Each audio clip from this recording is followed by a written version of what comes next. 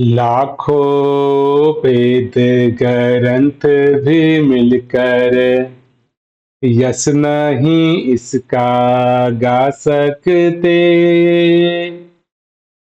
लाखों वेद ग्रंथ भी मिलकर यश नहीं इसका गा सकते।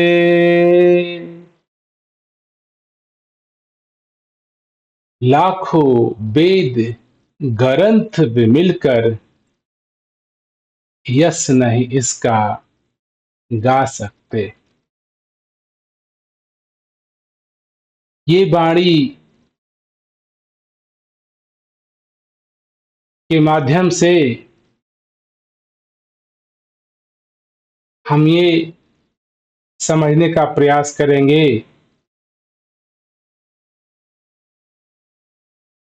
कि इस प्रभु परमात्मा की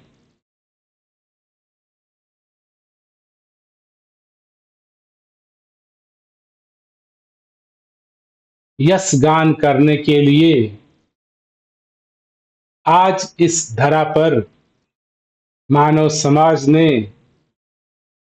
नाना प्रकार के वेद लिखे हैं, ग्रंथ लिखे हैं, उपनिषद लिखे हैं, पुराण लिखे हैं, कविताएं लिखे हैं, गीत लिखे हैं, श्लोक लिखे हैं।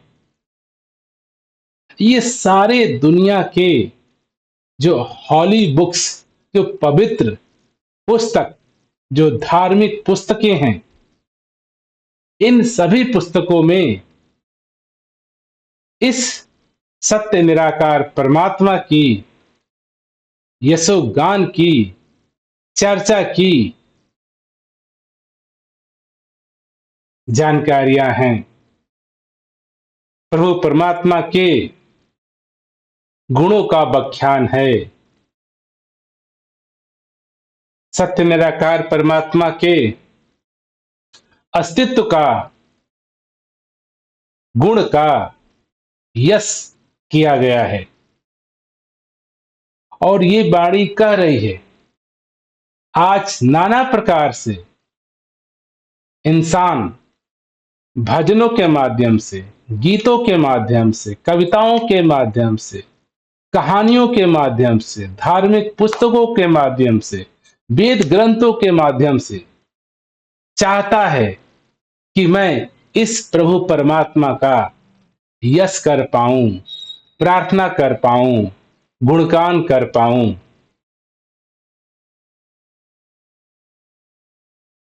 लेकिन आज लाखों लाखों वर्ष बीत गए, क्या हम विचार करें, वेद ग्रंथ मिलकर भी क्या इस प्रभु का यशोगान कर पाए?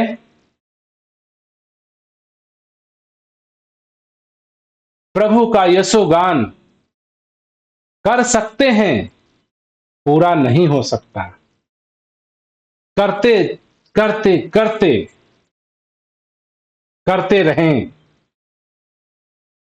हमारे जन्म बीत जाएंगे, शरीर के शरीर बीत जाएंगे। आज लाखों लाखों वर्षों से हमारे जैसे मनुष्यों ने इसका यत्न किया, इसका जत्न किया, इस प्रभु परमात्मा को गाया जा सके, इस प्रभु परमात्मा को का यश लिखा जा सके। यहां तक कि संतों महात्माओं ने कह दिया कि इस संसार में अगर हम सारे समुद्र का स्याही भी बना लें, सारे पेड़ों का कागज भी बना लें, और प्रभु के इस निराकार सत्य के अगर हम गुण को, बयान को, इसके अस्तित्व को, इसके रूप को, इसके आकृति को अगर हम लिखने का प्रयास करें, जो कि संभव नहीं बनता है। ये पिछले एक नहीं, दो नहीं, पूरे संसार के लोग भी मिल करके सोचे कि इस सत्य निराकार परमात्मा का यशोगान कर पाए, जो संभव नहीं है। तो संभव नहीं है क्यों? क्या हम इसको जानते नहीं? क्या हमने इसको देखा नहीं? क्या हम पहचानते नहीं? दिक्कत क्या है? समस्या क्या है? ये लाखों लाखों वेद ग्रंथ भी मिलकर के इस निराकार सत्य परमात्मा का यशोगान नहीं कर पा रहे हैं। क्या कारण है?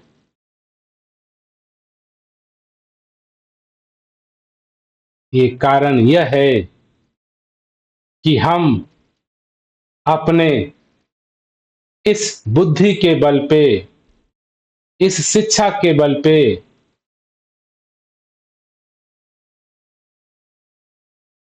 मैं उस सत्य को गाना चाहता हूं जो कि शब्दों से परे है,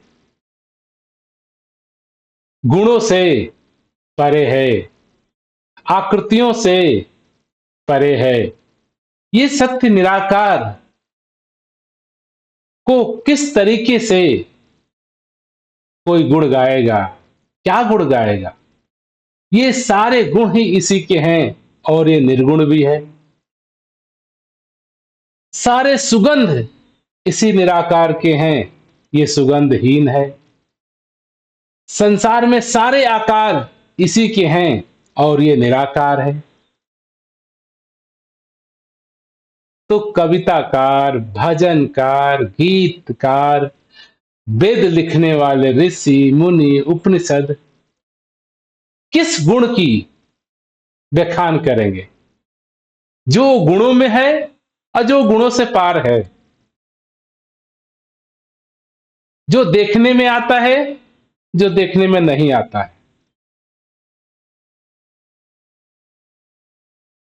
इस संसार में दो तरह की धारणाएं चल रही हैं, एक वैज्ञानिक धारणा और एक धार्मिक आध्यात्मिक धारणा। अगर हम वैज्ञानिक दृष्टि से बात करें तो विज्ञान का यह मानना है कि इस संसार में दो तरह की जानकारी या वस्तु और पदार्थ है।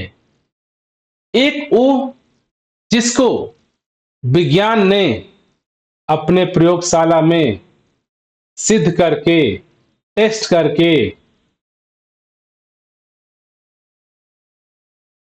उसको उसका प्रक्रिया समझ करके नामकरण कर दिया है। उसको बोलते हैं ज्ञान, जानकारी। आज हम संसार में जो भी पदार्थ को इस्तेमाल करते हैं वो वैज्ञानिकों के द्वारा उनके प्रयोगशाला में ये सिद्ध हो गया है कि ये पदार्थ, ये वस्तु किन किन तत्वों से बना है, क्या क्या इसके अंदर केमिकल है, क्या क्या इनके अंदर खनिज पदार्थ हैं, ये कैसे काम करता है, इसकी प्रोसेस की तरीका क्या है। सो जो भी गतिविधियां इस संसार में हो रही है, वैज्ञानिक उसको समझ करके, उसको प्रोसेस को समझ करके, उसके तरीकों को समझ करके उसको एक प्रॉपर नेम आइडेंटिफाई कर देता है, नाम दे देता है, जिससे हम उन सभी पदार्थों को जानते हैं। और वैज्ञानिक ये भी मानता है कि आज तक जितना विज्ञान के द्वारा खोज हुआ है वो ज्ञान है, और एक रह गया अज्ञान। अर्थात वो चीजें अभी जो वैज्ञानिक दृष्टि के द्वारा, वैज्ञानिक के द्वारा खोजा नहीं गया, जानकारी नहीं किया गया। तो वैज्ञानिक के दृष्टि में इस संसार में दो ही प्रकार की जानकारी हैं। यस हैं शब्द। एक ज्ञान, जानकारी, जिसको वैज्ञानिक जान गया है उसको बोलता है ज्ञान, जानकारी। और एक विज्ञान इस बात को स्वीकृति देता है कि वो पदार्थ, वो तत्व, वो गैसेस, वो केमिकल, वो जगह जहां तक वैज्ञानिक अभी नहीं पहुंच पाया है उसको भी आने वाले समय में उपकरणों के द्वारा जान लिया जाएगा। तो वैज्ञानिक दृष्टि से इस पूरे धरा पे, पूरे संसार में जो भी वस्तुएं या तो जान ली गई हैं या तो जान ली जाएंगी, आज नहीं कल। तो वैज्ञानिक दृष्टि से दो धारणाएं हैं। अगर हम आध्यात्मिक दृष्टि से बात करें तो आध्यात्मिक दृष्टि यह कहता है, वैज्ञानिक दृष्टि दो सही है। वो चीज जो ज्ञान में है, जिनको मुझे समझ है, जिनको मैं जान गया हूं, जिनको पहचान गया हूं, जिनको देख लिया। और वो चीज जो मुझे नहीं पता, नहीं जानकारी में है, लेकिन हो सकता है आने वाले समय में मैं जान जाऊंगा, मैं देख जाऊंगा। इन दोनों बातों को अध्यात्म पूरी तरह से स्वीकृति देता है। लेकिन अध्यात्म की धारणा है एक और भी पक्ष, और वो पक्ष ये है, अध्यात्म कहता है कि फिर भी एक ऐसी वस्तु है, एक ऐसा ताकत है, एक ऐसा तत्व है जिसको इंसान, कोई भी जीव जंतु कभी भी जान नहीं सकता है, पूरी तरह से परीक्षण नहीं कर पाएगा, पूरी तरह से उसको मूल्यांकन नहीं कर पाएगा। वो संभव ही नहीं। कुछ ऐसे अज्ञात हैं जिसको कभी भी इंसान, वैज्ञानिक खोज ही नहीं कर पाएंगे, इंसान जान ही नहीं पाएगा। और उसी सत्य को अध्यात्म नाना प्रकार के शब्दों से जानता है, और उसको हिंदी भाषा में अज्ञेय कहा जाता है। ऐसा तत्व, ऐसा सत्य जो पूरी तरह से वैज्ञानिक की दृष्टि से, मानव की दृष्टि से, मनुष्य के इस शारीरिक यंत्र से, मनुष्य द्वारा निर्मित वैज्ञानिक सारे उपकरण के द्वारा भी जाना नहीं जा सकता। उसको संत महात्मा सत्य कहते हैं, निराकार कहते हैं, परमात्मा कहते हैं। किसी भी वैज्ञानिक संसाधनों के द्वारा, उपकरणों के द्वारा इस सत्य निराकार परमात्मा का पूरी तरह से प्रयोगशाला में निरीक्षण, परीक्षण, एनालिसिस, विश्लेषण संभव ही नहीं। ऐसा क्यों अध्यात्म का मानना है? ऐसा क्यों अध्यात्म मानता है कि ये जो सत्य निराकार है, जो परमात्मा है, जो आत्मा है, इसको वैज्ञानिक उपकरणों द्वारा सिद्ध नहीं किया जा सकता, परिभाषित नहीं किया जा सकता। यह हमेशा हमेशा ही अज्ञेय ही रहेगा, अज्ञात ही रहेगा। क्योंकि आज इस धरा पर मनुष्य की पहुंच आज लाखों लाखों सालों की वैज्ञानिक उपकरणों के उपलब्ध होने के बावजूद भी हम मनुष्यों की पहुंच इस पूरे ब्रह्मांड के तुलना में बहुत ही बहुत ही कम है।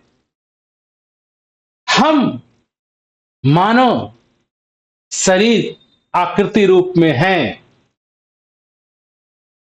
बहुत सूक्ष्म हमारी अवस्था है, बहुत ही सूक्ष्म, जिसकी परिकल्पना भी इस सत्य निराकार के सामने नहीं की जा सकती। इस धरा पर ऊंचा से ऊंचा जो पहाड़ माउंट एवरेस्ट है, अगर वहां पे एक छोटी सी चींटी बैठ जाती है, उसकी भी हम अपने वैज्ञानिक उपकरणों के द्वारा तुलना कर सकते हैं, एक चींटी का और एक माउंट एवरेस्ट पहाड़ से। ये तुलना लायक है, कंपैरिजन किया जा सकता है। लेकिन इस संसार में इस सत्य निराकार परमात्मा के कंपैरिजन में मानव समाज कहीं नहीं बैठ पाता, क्योंकि ये सत्य निराकार इतना विशाल, इतना बड़ा, जिसकी परिकल्पना भी इंसान सोच भी नहीं सकता है कि कितना ये विशाल है, कितना ये बृहद है, कहां तक इसका अस्तित्व है। हम इंसान और वैज्ञानिक की दृष्टि में ये तत्व नहीं आ सकता। आज यही कारण है कि आध्यात्मिक दृष्टि को के कोण से ऐसा माना जाता है कि वैज्ञानिक आत्मा की बात नहीं करता है, परमात्मा की बात नहीं करता है, सत्य की बात नहीं करता है, क्योंकि अभी वैज्ञानिक दृष्टि के द्वारा ऐसी कोई भी वैज्ञानिक उपकरण उपलब्ध नहीं है जिससे मेरी आत्मा को, निराकार परमात्मा को, प्रभु को नापा जाए, तौला जाए, टेस्ट किया जाए। कई दुनिया में ऐसे भी लोग हैं, समाज हैं, वो कहते हैं कि पहले ये सिद्ध हो जाए कि परमात्मा है, उसका टेस्ट हो जाए परमात्मा है, तो मैं मान लूं कि आत्मा है, परमात्मा है, सत्य है, निराकार है। प्रश्न ये उठता है, क्या प्रयोग करने के लिए मानव के पास ऐसी कोई प्रयोगशाला है, ऐसा कोई उपकरण है जिसमें इस निराकार विराट का परीक्षण हो सके? किस टेबल पे, किस उपकरण से इस पूरे ब्रह्मांड में अस्तित्व को, प्रकृति को, कौन से संसाधन से आप टेस्ट करोगे? कैसे प्रूफ करोगे? कैसे प्रमाणित करोगे? यही कारण है कि आज इस धरती पे आत्मा, परमात्मा, धर्म, प्रभु, सत्य के बारे में लोगों की अलग अलग धारणाएं हो गई हैं। कुछ लोगों का मानना है कि ये सत्य परमात्मा होता ही नहीं। कुछ लोगों का मानना है कि ये साबित हो जाए, ये प्रूफ हो जाए, मुझे कोई दिखा दे, बता दे, समझा दे, तो मैं मान लूं। जब तक मैं अपनी इन आंखों से देखूं नहीं, तब तक मैं मानूं नहीं।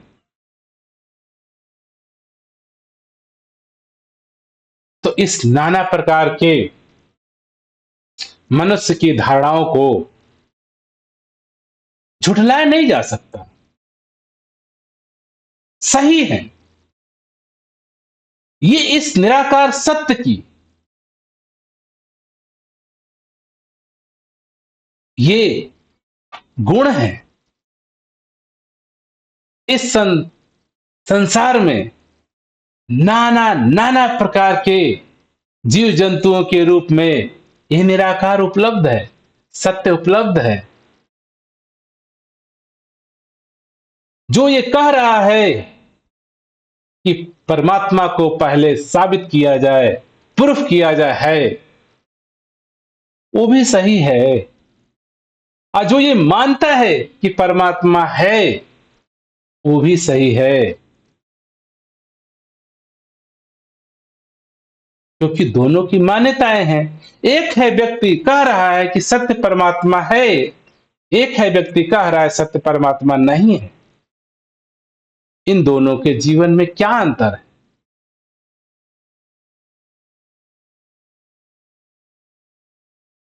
विचार करिए। क्योंकि धारणा ऐसी हो गई है आत्मा के बारे में, परमात्मा के बारे में, सत्य के बारे में। प्रॉब्लम ये नहीं है कि प्रभु है या नहीं, निराकार है या नहीं, सत्य है या नहीं, सत्य को प्रमाणित किया जा सकता है कि नहीं। बात यहां पर यह है कि मैं सत्य को, निराकार को, परमात्मा को क्या समझ रहा हूं। सबसे प्रॉब्लम यहां पे है, हर मानव ने अपने अपने ढंग से सत्य परमात्मा को परिभाषित कर दिया है, और जिस ढंग से उसने परिभाषित किया है उस ढंग को वो प्रूफ करना चाहता है।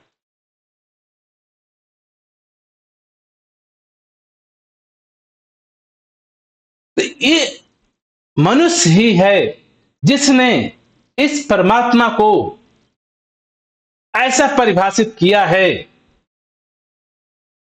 कि परमात्मा देखा नहीं जाता। ये मनुष्य द्वारा ऐसा परिभाषित किया गया कि ये निराकार सत्य को देखा नहीं जाता, निराकार सत्य को पाया नहीं जाता, ये निराकार सत्य है नहीं। ये परिभाषा हम इंसानों ने अपने अपने ढंग से, अपने अपने जरूरत के हिसाब से, अपने अपने बुद्धि के हिसाब से, अपने अपने शिक्षा के हिसाब से हम सब ने परमात्मा को परिभाषित किया। और सारे असमंजस का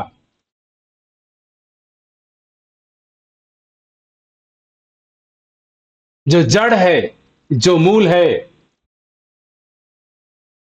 मानव द्वारा परिभाषित सत्य परमात्मा। जगह जगह पे नाना प्रकार के मनुष्यों ने अपने अपने बुद्धिगत जानकारी के अनुसार से ईश्वर, परमात्मा, सत्य को परिभाषित किया है। और यही कारण है कि एक एक न करके ये संसार सच्चाई से दूर होता चला जा रहा है। क्योंकि स्वयं उसने ऐसी परिभाषा बना ली कि जो परिभाषित नहीं हो सकता था। तो इसमें समस्या ये नहीं कि निराकार को सिद्ध करना है, सत्य को सिद्ध करना है। आज हम सभी मानव जात ये भूल करते चला जा रहा है। हम सभी अपने अपने ढंग से सत्य, परमात्मा, ईश्वर, आत्मा को परिभाषित करते हैं, परिभाषा देते हैं। अब वो परिभाषा नाना प्रकार के स्रोतों से मेरे पास आ सकती है।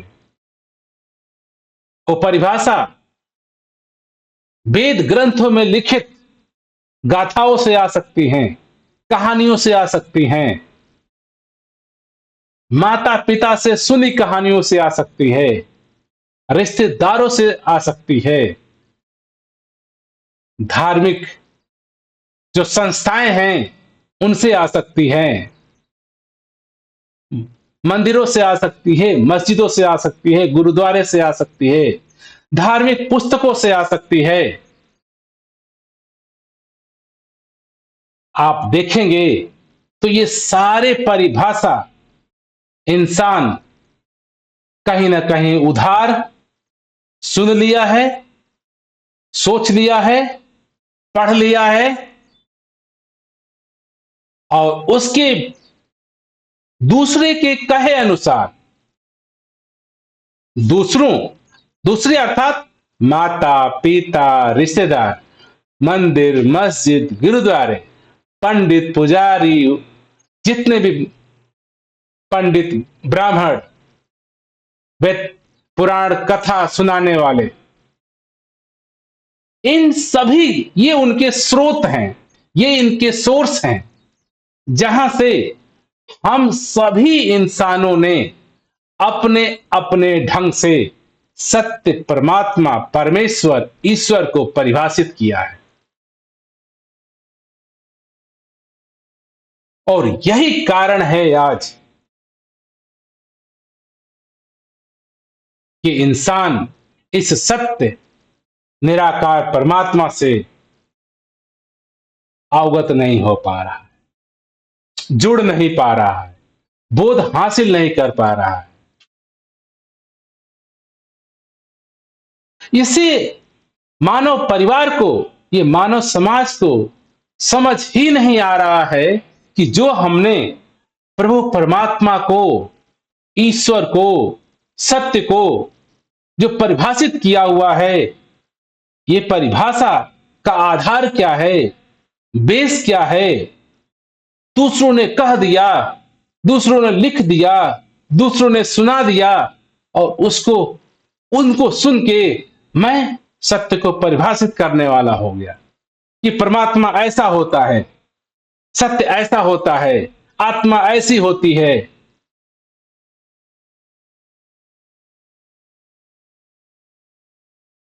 इसी के लिए जो जो भी सत्य महापुरुष हुए, जिन्होंने वाकई में अपने जीवन में सत्य का बोध किया, आत्मा का बोध किया, स्वयं का बोध किया, तो बोला आज ये संसार एक न भूला, दो न भूला, भूल रहा है कुल संसार। नामी की पहचान नहीं है, नाम का करता है व्यापार।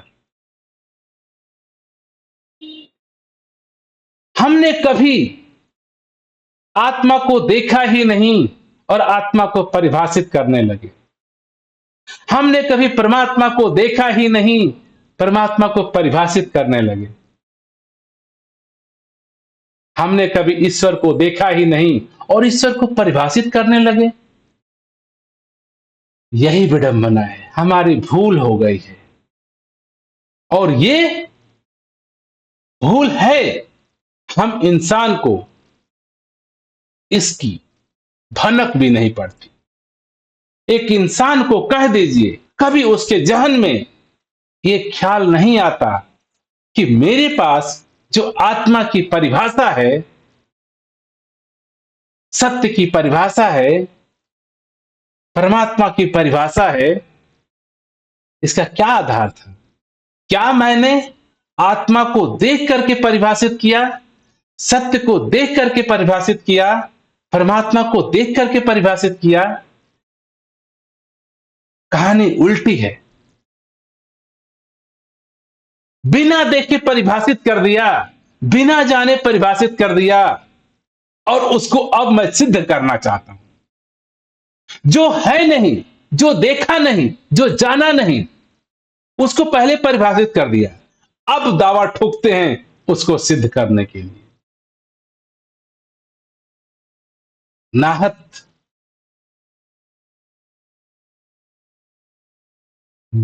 क्या शब्द कहा जाए? अज्ञान कहा जाए, भूल कहा जाए, झूठ कहा जाए, मिथ्या कहा जाए, नाना प्रकार के शब्द हम मानव समाज के लिए परिभाषित किया गया है। क्योंकि अगर मैं वैज्ञानिक दृष्टि को भी मानता हूं, तो वैज्ञानिक किसी चीज को परिभाषित कर रहा है, किसी चीज को नाम दे रहा है, तो सबसे पहले वैज्ञानिक उस तत्व को, उस केमिकल को, उस गैस को प्रयोगशाला में टेस्ट करता है, एनालिसिस करता है, फिर कहता है कि ये तत्व, ये केमिकल है, ये तत्व है, ये पदार्थ है, इसका ये गुण है, इसका ये नाम है, फिर परिभाषा करता है, फिर इसको समझाता है। तो वैज्ञानिक एक दृष्टि से बिल्कुल सही है कि सर्वप्रथम उसके पास वो तत्व होता है, वो गैसेस होते हैं, वो केमिकल होते हैं, वो एलिमेंट होते हैं, जिनको वो परिभाषित करता है।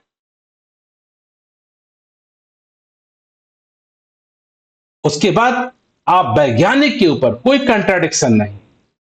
जो भी वैज्ञानिक ने उपकरणों के द्वारा सिद्ध किया, परिभाषित किया, वो सिद्ध किया जा सकता है, क्योंकि वो सिद्ध होने के बाद परिभाषित हुआ है। वो पदार्थ है, तत्व है, एलिमेंट है, फिर वैज्ञानिक ने उसको, उसका डेफिनेशन दिया, उसको परिभाषित किया, उसको लोगों को बताया। इसलिए मुझे, हम सभी को वैज्ञानिक दृष्टि पे कोई सोच नहीं, कोई झंझट नहीं, कोई लड़ाई नहीं।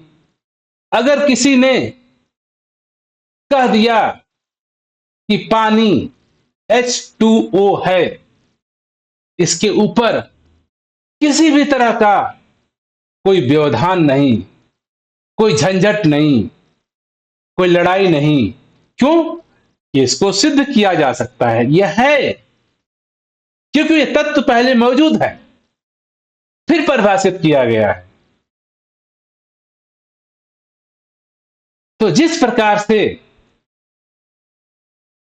वैज्ञानिक वस्तुओं को, पदार्थ को, तत्व को, एलिमेंट को परिभाषित करता है, ऐसा नहीं कि कल्पना में परिभाषित कर देता है।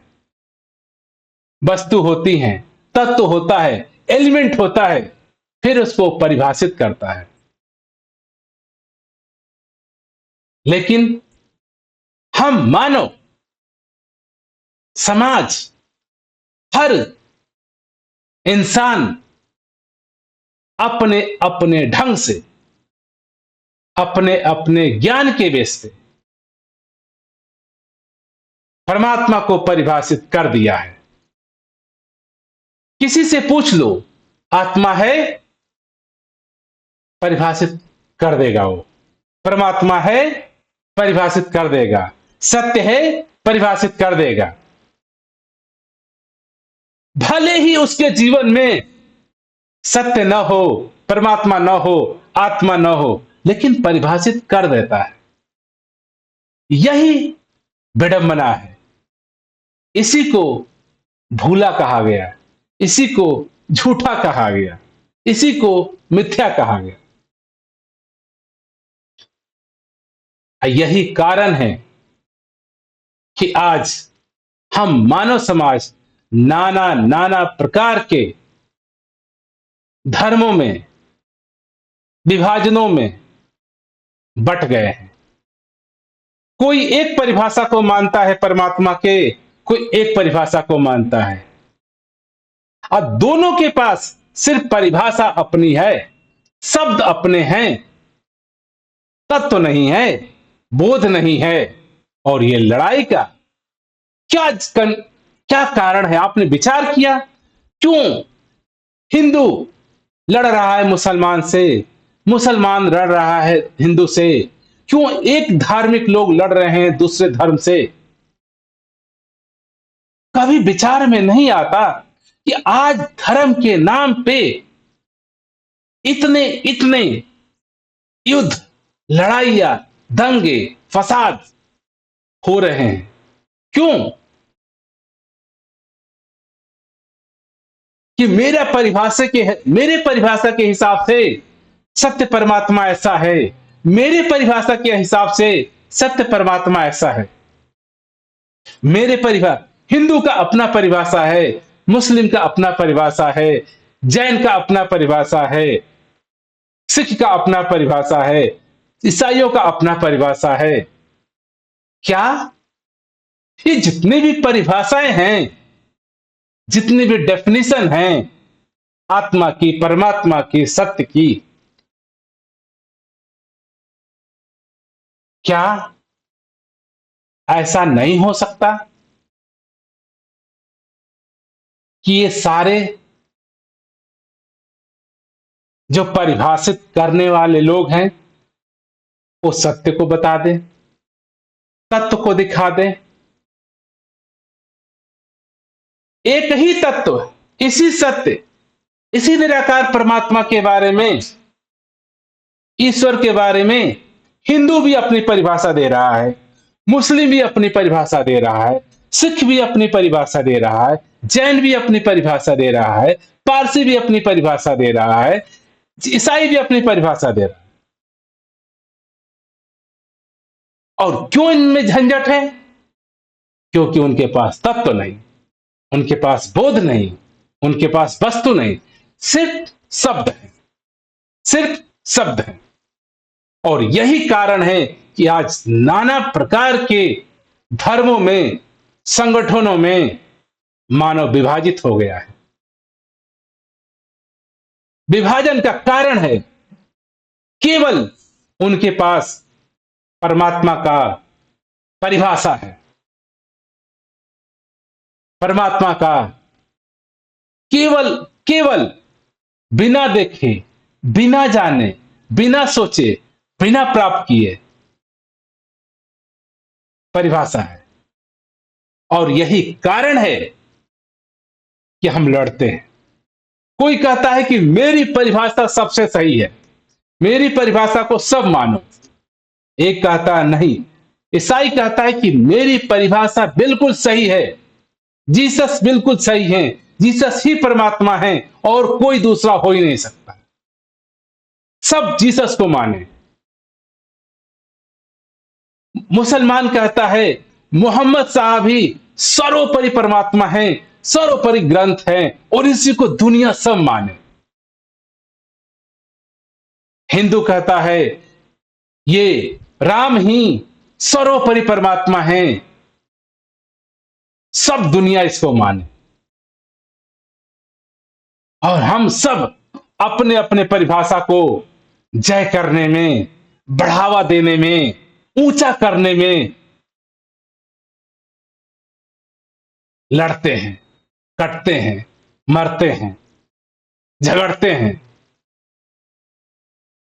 एक बार बैठ के शांति से हम विचार नहीं करते, ये झगड़े का कारण क्या है? क्यों मुस्लिम हिंदुओं को स्वीकार नहीं कर पा रहा है उसके परिभाषा को? क्यों हिंदू मोहम्मद साहब के परिभाषा को स्वीकार नहीं कर पा रहे हैं? क्यों मोहम्मद साहब की परिभाषा को ईसाई स्वीकार नहीं कर पा रहे हैं? जीसस की परिभाषा को क्यों मुसलमान स्वीकार नहीं कर पा रहे हैं? क्योंकि ये जो परिभाषाएं हैं परमात्मा की, अलग अलग जगह पर, अलग अलग समय पर, अलग अलग लोगों द्वारा दी गई। और ये धरती बहुत बड़ी है और इस बड़े में, इतने जगह में नाना प्रकार के लोग हुए, नाना प्रकार की भाषाएं हुई, नाना प्रकार के कल्चर हैं और हर कल्चर में अपने भाषा के हिसाब से जिस भी सत्य, पुरुष ने इस सत्य को देख करके परिभाषित किया, तत्व रूप में परिभाषित किया, वो उसके लोकल लैंग्वेज कल्चर थी। यही कारण है मोहम्मद साहब की अपनी भाषा, अपनी लैंग्वेज, अपनी कल्चर, अपने स्वभाव के हिसाब से परमात्मा को परिभाषित किया गया। हिंदुओं में अपने रीति रिवाज, रहन सहन के हिसाब से परमात्मा परमात्मा को परिभाषित किया गया। जीसस ने अपने हिसाब से, जीसस को मानने वाले अपने हिसाब से परमात्मा को परिभाषित कर दिए। बड़ी विडंबना यह है कि जिस सत्य महापुरुषों ने इस सत्य को देख करके परिभाषित किया, वो सत्य खो गया। आज हम केवल उन परिभाषाओं को पकड़ लिए हैं और परिभाषा के नाम पे, शब्दों के नाम पे लड़ते जा रहे हैं, झगड़ते जा रहे हैं। क्यों नहीं हम विचार करते, जो एक सत्य परमात्मा एक ही है, तो हम सब जान जाएं, हम सब देख लें और फिर अपने अपने परिभाषा से मिला लें। अगर हिंदू के परिभाषा से, राम के परिभाषा से, कृष्ण के परिभाषा से, मोहम्मद साहब के परिभाषा से, जीसस के परिभाषा से अगर ये सत्य मिल जाता है तो झगड़ा खत्म, झंझट खत्म। किस बात का झगड़ा? झगड़ा तो इसका होना चाहिए कि जो परिभाषा है सत्य का, उसको जानने का, उसको पाने का।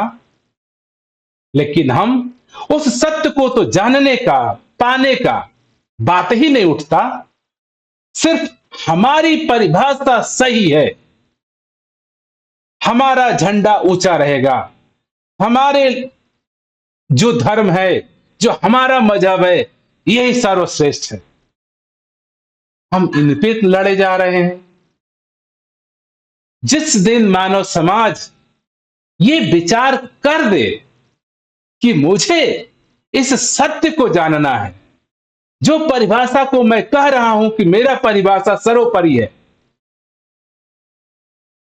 जिस सत्य को जीसस कह रहे हैं, जिस सत्य को मोहम्मद साहब कह रहे हैं, जिस सत्य को राम कह रहे हैं, जिस सत्य को कृष्ण कह रहे हैं, जिस सत्य को बुद्ध कह रहे हैं, जिस सत्य को ताओ कह रहा है, जिस सत्य को ग्रंथ कह रहे हैं, जिस सत्य को उपनिषद कह रहे हैं, तो ऐसा नहीं हो सकता कि मैं इस सत्य को जान जाऊं अब फिर इस परिभाषा को देख लूं, क्या ये परिभाषा गलत है या सही है। तो जिस दिन भी मैं इस निराकार सत्य परमात्मा को जान जाता हूं, उसके बाद जीसस की परिभाषा भी सही है, मोहम्मद साहब की परिभाषा भी सही है, कृष्ण की परिभाषा भी सही है, जी राम की परिभाषा भी सही है, नानक की परिभाषा भी सही है। क्योंकि तत्व रूप में, वस्तु रूप में, उपस्थिति रूप में ये एक ही निराकार, एक ही अस्तित्व, एक ही सत्य की बात कर रहे हैं।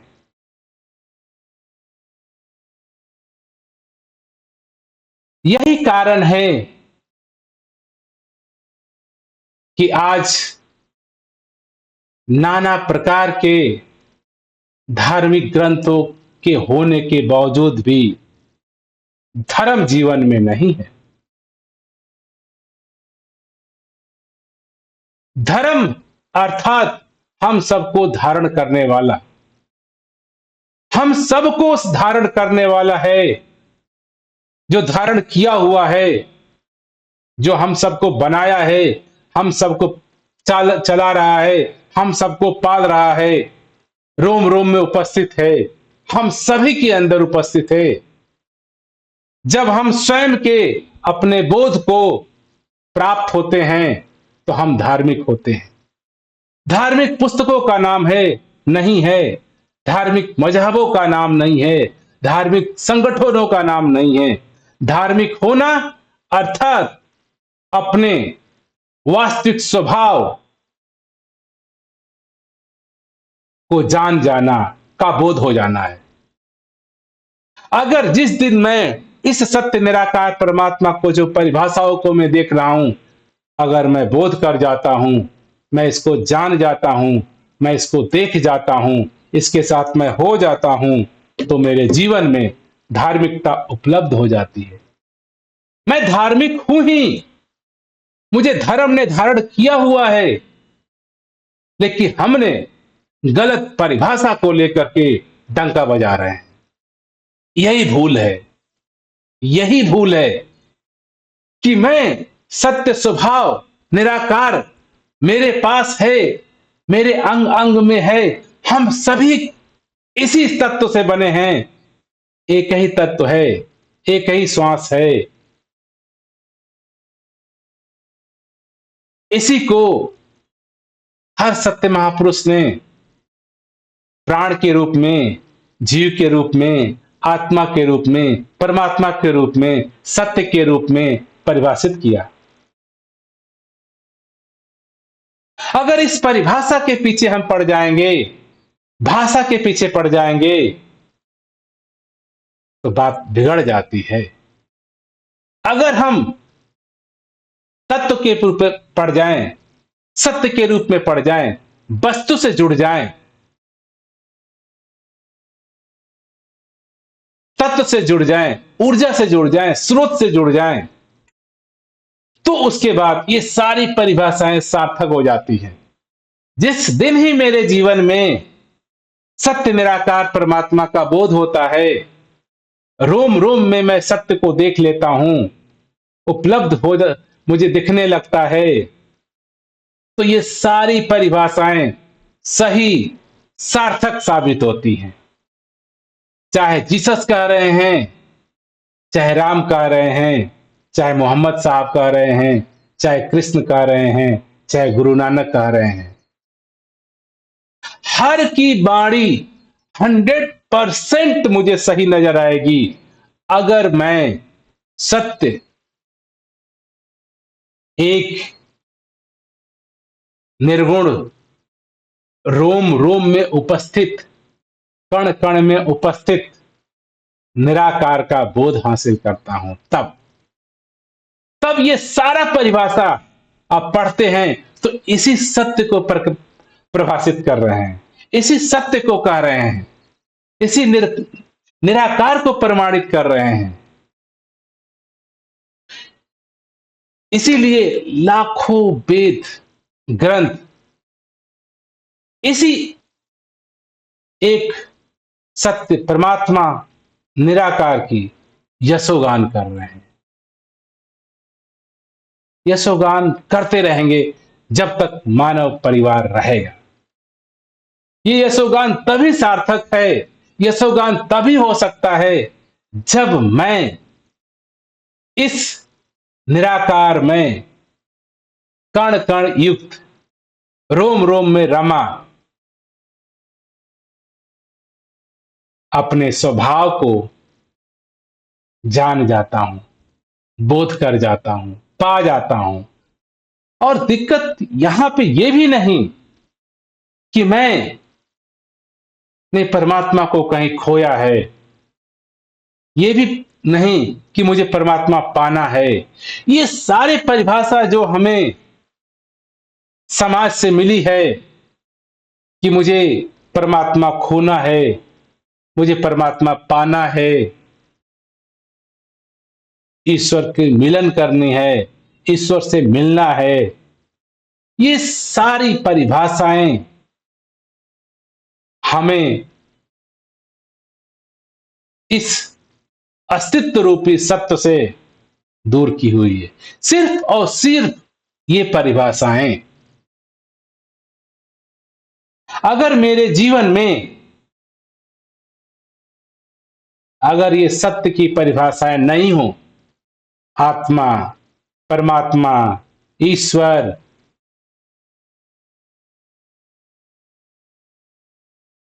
तो मैं कभी भी अपने वास्तविक स्वरूप स्वभाव से दूर नहीं हूं।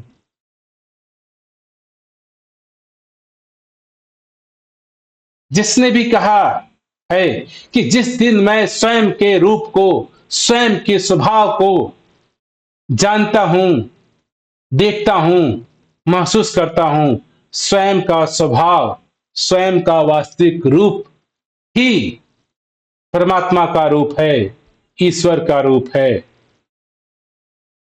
इसीलिए ये बात कई बार सुनने में आती है, अगर किसी को भी सत्य निराकार की खोज करनी है तो वो उसे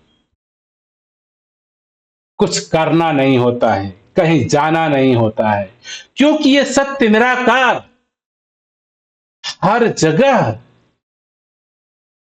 हर समय, हर क्षण सभी के पास एक जैसा, एक रस उपलब्ध है।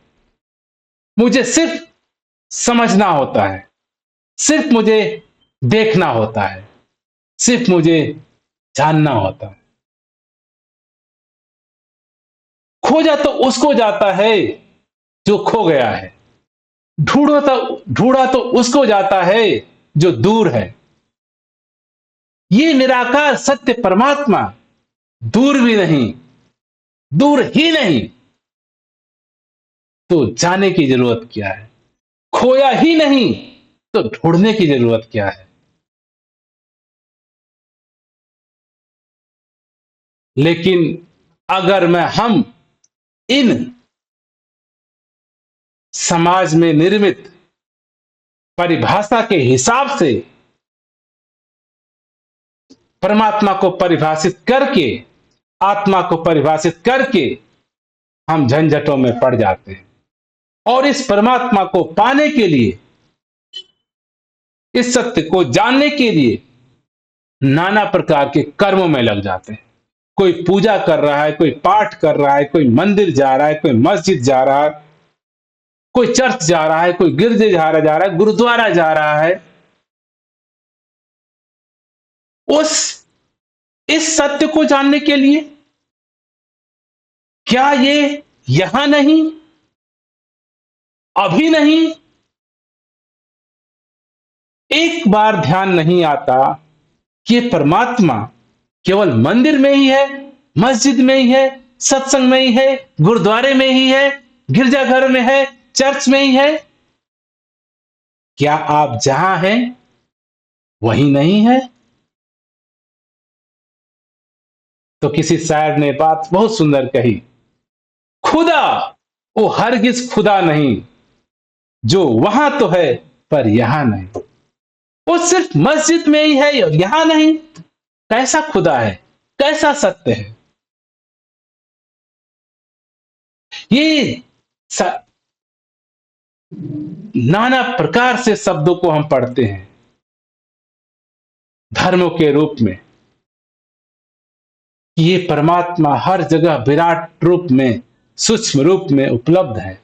ये पढ़ने के बाद भी, सुनने के बाद भी फिर भी हम खोजते हैं, फिर भी हम दौड़ते हैं, फिर भी पूजा पाठ में लगे हैं। ये क्या है? हम कैसे मानव हैं? कहते कुछ हैं, करते कुछ हैं। जब मैं मान गया, पढ़ लिया, जान गया कि ये परमात्मा रोम रोम में बसने वाला है, घट घट में बसने वाला है, पात पात, दाल दाल सभी जगह उपलब्ध है, तो ये सभी जगह आप नहीं आते हो, आपका घर नहीं आता है, आपका शरीर नहीं आता है। इसको छोड़ के, अपने आप को छोड़ के, अपने घर को छोड़ के आप मंदिरों में, मस्जिदों में, गुरुद्वारे में, गिरजाघर में, चर्च में जा रहे हो। क्या वही परमात्मा है? क्या वही आपकी आत्मा है? कहा जाता है जिसने अपने आत्मा को जान लिया, परमात्मा को जान लिया। तो आपकी आत्मा क्या मंदिरों में है, मस्जिदों में है, चर्च में है? किस लिए जा रहे हैं? ये जाना मुबारक उनके लिए है जो कि यहां भी परमात्मा देखते हैं, वहां भी परमात्मा देखते हैं। ये सार्थक कोई भी चीज असार्थक नहीं है। जो जहां है वहीं पे इस निराकार सत्य परमात्मा का बोध कर सकता है, स्तुति कर सकता है, गुणगान कर सकता है, इसको पा सकता है।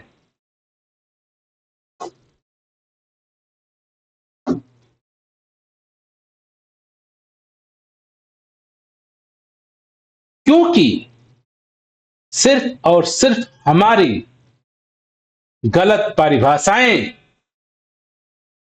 इतनी गहनता से मेरे जीवन में घर कर गई हैं कि ये संत महात्माओं की बातें सुनकर की भी हमें समझ नहीं आती।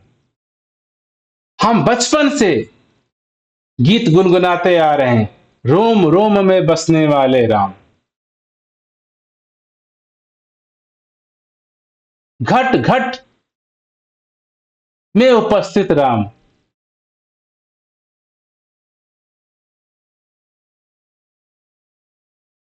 कहते हैं कि कोई जगह उपलब्ध नहीं जहां एक सुई का नोक भी रखा जा सके इसके बिना। पूरे ब्रह्मांड में, पूरे जगत में, पूरे संसार में ये एक रूप में एक जैसा ही उपलब्ध है। जब ये उपलब्ध है तो हमें क्यों नहीं मिलता, क्यों नहीं प्राप्त होता? प्रश्न नहीं करते हैं, क्वेश्चन नहीं जाहिर करते हैं। जिस दिन मैं ये प्रश्न जाहिर कर दिया, ये यहीं पे है, अभी है, मेरे सामने है, मेरे अंदर है, मेरे बाहर है, मेरे रोम रोम में है, अभी देखा जा सकता, अभी देखा जा सकता, अभी पाया जा सकता और अभी गुणगान किया जा सकता है। इस परमात्मा का यशोगान, प्रार्थना तभी संभव है जब मैं इस सत्य बोध को हासिल करता, इस सत्य निराकार जो हर जगह उपलब्ध है, रोम रोम में है, कण कण में है, घट घट में है, जब इसको मैं अपने होश में ला पाता हूं, अपने जीवन में ला पाता हूं और स्वयं ही मैं इसी रोम रोम से बना हूं।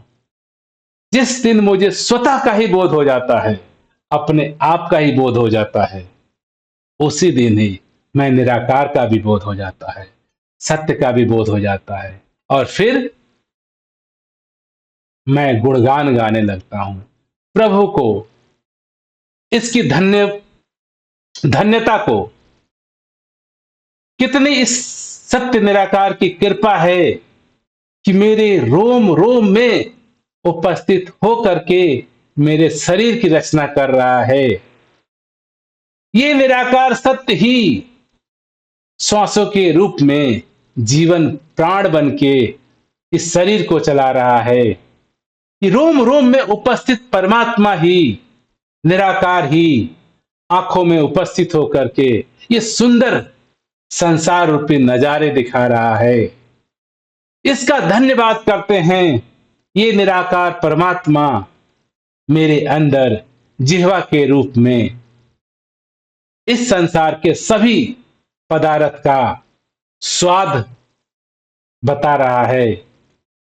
इस संसार में उपलब्ध नाना प्रकार के सुख संसाधनों को त्वचा के रूप में ये निराकार रोम रोम में उपस्थित है और मुझे इस संसार को अनुभव का बोध देता है, ठंडे का बोध देता है, गर्म का बोध देता है। बोध यही निराकार मस्तिष्क में बैठ करके मेरे सोचने विचारने की क्षमता देता है।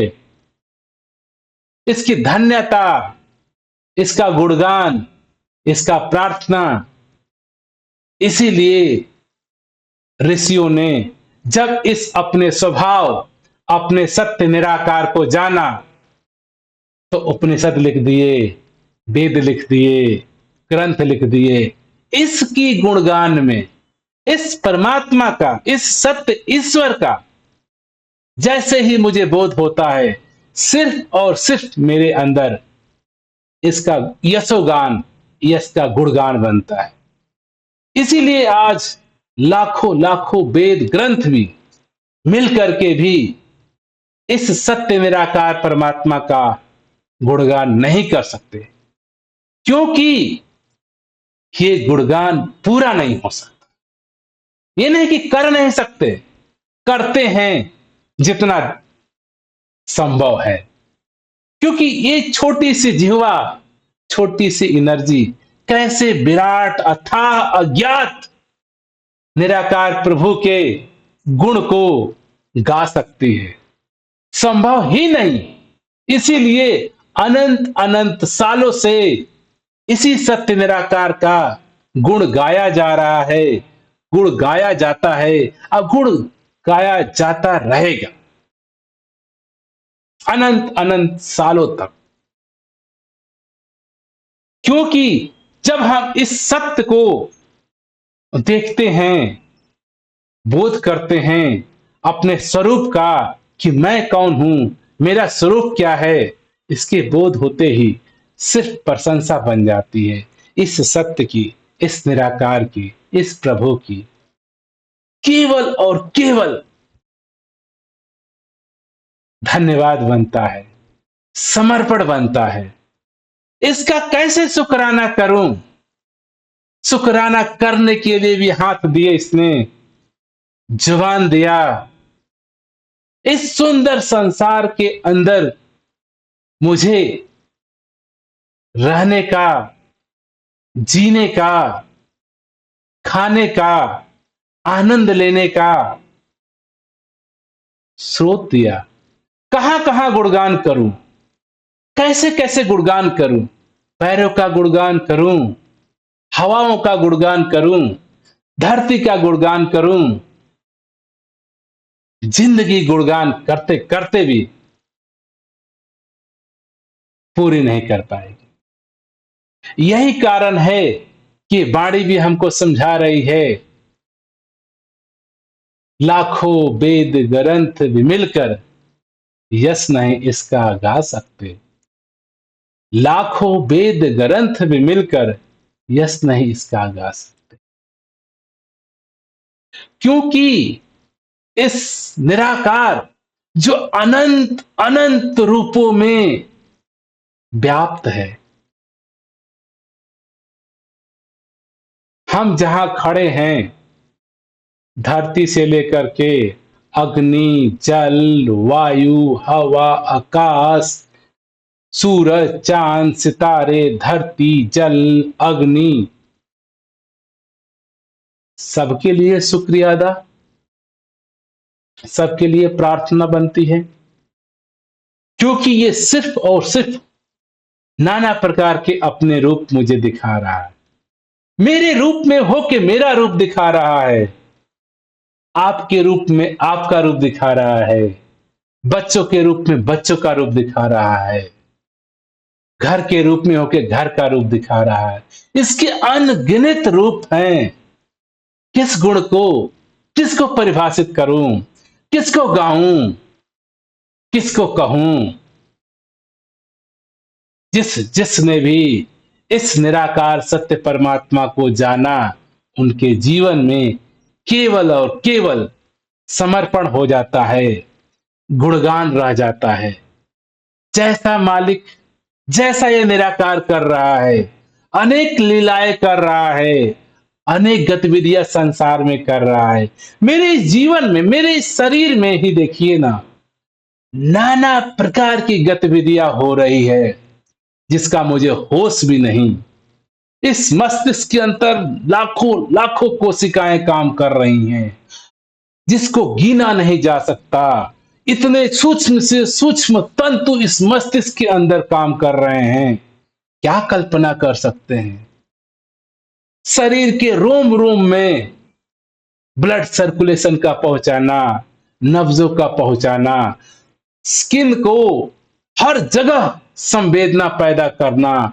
हम स्किन के किसी पार्ट को टच करते हैं, संवेदना पैदा कर देना। किस किस बात का धन्यवाद दूं इस परमात्मा का, इस निराकार का। मेरे अंदर हो करके ही यही इस संसार का दर्शन भी करा रहा है, और सामने खड़ा होकर के भी यही खुद अपना रूप ही दिखा रहा है।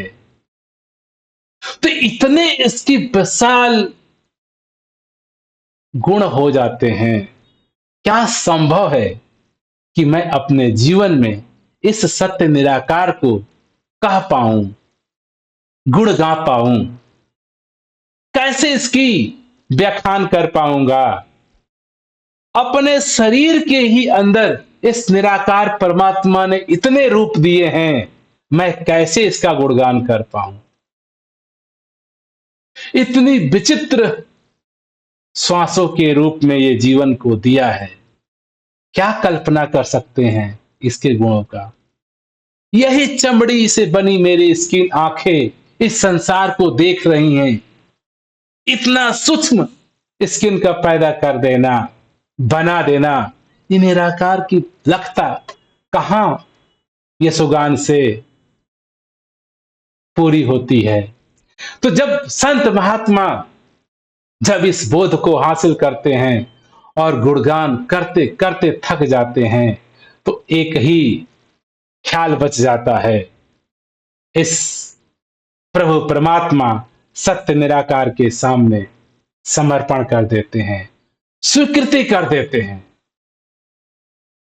इसकी रजा में ही अपनी रजा मान लेते हैं। क्योंकि ये और ये प्राकृतिक अलग नहीं है, ये करने वाला भी यही है, दिखाने वाला भी यही है, देखने वाला भी यही है। तो शरीर के रूप में मैं केवल और केवल इसका समर्पण करता हूं, इसका शुक्राना करता हूं, इसको धन्यवाद देता हूं, और पूरी तरह से स्वीकृति ही बनती है इस निराकार की, इस सत्य की।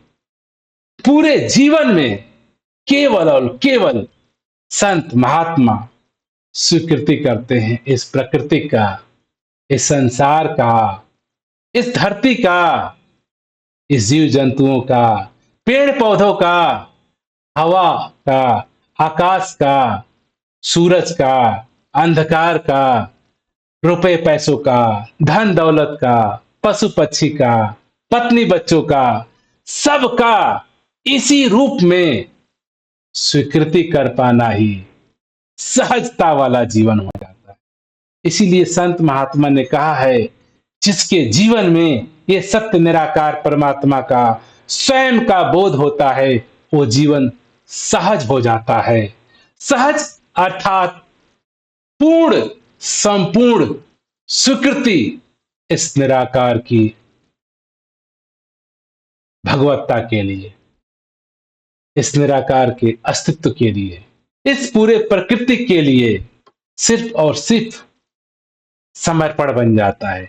तो संत के जीवन में सिर्फ यही काम रह जाता है, इसका यशोगान करना, इसका गुणगान करना, और इसको पूरी तरह से समर्पित होकर के सहज भाव से जीवन यात्रा को, इस प्रभु को देखते हुए, इस प्रभु की कलाओं को देखते हुए, प्रभु की प्रकृति के रूप में सिर्फ और सिर्फ सहज अवस्था में जिंदगी के सफर को तय करता है इंसान। इसी को संत महात्माओं ने कहा है सहज जीवन। सहजता मेरे जीवन में, समर्पण मेरे जीवन में, पूरी तरह से सरेंडर हो जाना इस प्रभु, इस निराकार, इस अस्तित्व अर्थात स्वयं के स्वभाव के सामने। जैसे आप का शरीर, चाहे हाथ हो, आंख हो, पैर हो, नाक हो, पूरी तरह से आपके ऊपर सरेंडर है। मेरे हाथ पूरी तरह से मेरे ऊपर सरेंडर है। मेरे ऊपर पूरा इनको भरोसा है कि मैं कुछ भी कर रहा हूं इनके भले के लिए कर रहा हूं, इनके विकास के लिए कर रहा हूं, इनके समर्था के लिए कर रहा हूं। मेरी आंखें हो, बाल हो, हाथ हो, पैर हो, ये पूरी तरह से समर्पित हैं मेरे अस्तित्व के ऊपर, मेरे ऊपर। इसी तरह से इस पूरे ब्रह्मांड को ये निराकार मुझे, आपको, हम सभी को बनाया है। और जो भी इस पूरे ब्रह्मांड में गतिविधियां हो रही है, हम सभी केवल पूरी तरह से इसी के हुक्म में चल रहे हैं। हमें लगता है कि मैं कुछ करता हूं, कुछ कर सकता हूं। मेरी आंखों को ऐसा लगते कभी कि खुद देख सकती हैं या देखती हैं? क्या मेरे कान को ऐसा लग सकता है कि मैं सुनता हूं? अगर आप शरीर के रूप में, शरीर के रोम रोम में उपलब्ध हो, तो ये आंखें भी देखती हैं, ये कान भी सुनते हैं, ये शरीर भी हरा भरा है। इसी तरह से ये पूरा निराकार का शरीर है, पूरा ये संसार निराकार का शरीर है। और हम सब निराकार के ही एक एक अंग रूप में उपस्थित निराकार हम सबको संभाले हुआ है, हम सबको चला रहा है, हम सबको पाल रहा है। जैसे हम इस शरीर को चलाने के लिए कुछ भी नहीं करते, स्वतः ये निराकार ही सारी गतिविधियां शरीर की करता है। आंखों को देखने का काम है, कानों को सुनने का काम है, खाना पचाने का काम है, श्वास लेने का काम है, नींद आने का काम है, सपनों को चलाने का काम है। सब कुछ स्वतः आपके जीवन में इस निराकार के उपलब्ध होने से, उपस्थित होने से होता चला जा रहा है। जैसे मेरे शरीर का रोम रोम मेरे साथ समर्पित है, पूरी तरह से समर्पित है, हम सभी भी इस निराकार पूरे ब्रह्मांड में अस्तित्व को पूरी तरह से समर्पित हैं। हम माने चाहे न माने, ये हमारी भूल है। लेकिन जो संत होता है, इस सत्य, इस रहस्य को देख लेता है, इस बोध को जान जाता है, तो सहज जीवन जीते हुए अपने जीवन को आगे बढ़ाता चला जाता है। ये भी कहना सही नहीं कि वो जीवन को आगे बढ़ाता है। स्वतः जीवन इस निराकार की कृपा से, इस निराकार की उपस्थिति से चलता है। मैं जीवन को चलाता भी नहीं हूं, मैं जीवन को जीता भी नहीं हूं। ये निराकार स्वतः ही इस शरीर से जीवन जी रहा होता है और हमें लगता है कि मैं जी रहा हूं, मैं जीवन को चला रहा हूं। हम सभी इस सत्य, स्वयं का बोध, जो निराकार है, अस्तित्व है, प्राकृतिक है, संसार है, जिस रूप में भी इसको परिभाषित करें, वो सारा परिभाषित बिल्कुल बिल्कुल सही प्रतीत होने लगता है। जैसे ही मेरे जीवन में ये सत्य का बोध हो जाता है, इस निराकार का बोध हो जाता है, मुझे इसकी समझ आ जाती है, तो हम सभी अपने जीवन में यही प्रयत्न करें, इस सत्य को पहले जान लें, पहले बोध हासिल कर लें। उसके बाद जो भी आपके पास आपके धार्मिक परिभाषाएं हैं, सब मुबारक हो जाएंगी, सब सही हो जाएंगी। कोई किसी धार्मिक पुस्तकों में गलत नहीं लिखा है, कोई चीज गलत है नहीं। लेकिन मेरे पास वो सत्य नहीं, वो बोध नहीं, वो अवेयरनेस नहीं, वो जागृति नहीं। इसीलिए मुझे इस संसार में नाना प्रकार के मतभेद दिखते हैं। मतभेद है नहीं, सिर्फ दिखते हैं। लेकिन जैसे ही हम इस सत्य परमात्मा, ईश्वर, निराकार को अपने अनुभूति में लाते हैं, स्वयं का बोध करते हैं, स्वतः का बोध करते हैं, निराकार का बोध होता है, संसार का बोध होता है, और ये जीवन सहज परमात्मा की तरह चलता चला जाता है। इस जीवन में ये परमात्मा ही, निराकार ही इस जीवन को जीता चला जाता है। और ऐसा ही इस वाणी का भी कहना है, लाखों तपी तपीश्वर मिलकर भी, लाखों वेद ग्रंथ भी मिलकर, लाखों वेद ग्रंथ भी मिलकर यश नहीं इसका गा सकते। अर्थात जो भी जीवन में निराकार सत्य परमात्मा को जान गया, अपने स्वभाव, अपने स्वरूप, अपने आत्मा रूपी निराकार का बोध किया, उसके जीवन में केवल और केवल पूरी तरह से समर्पण, समर्पित, सहज हो जाना ही जीवन है।